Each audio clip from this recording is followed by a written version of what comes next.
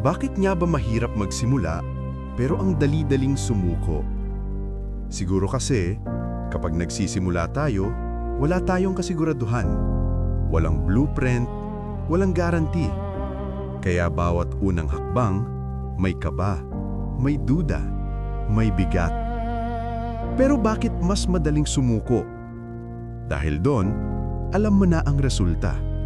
Kapag sumuko ka, tapos na. Wala nang pressure, wala nang hirap, wala nang pagkakataong mabigo pa. Pero eto ang hindi natin napapansin.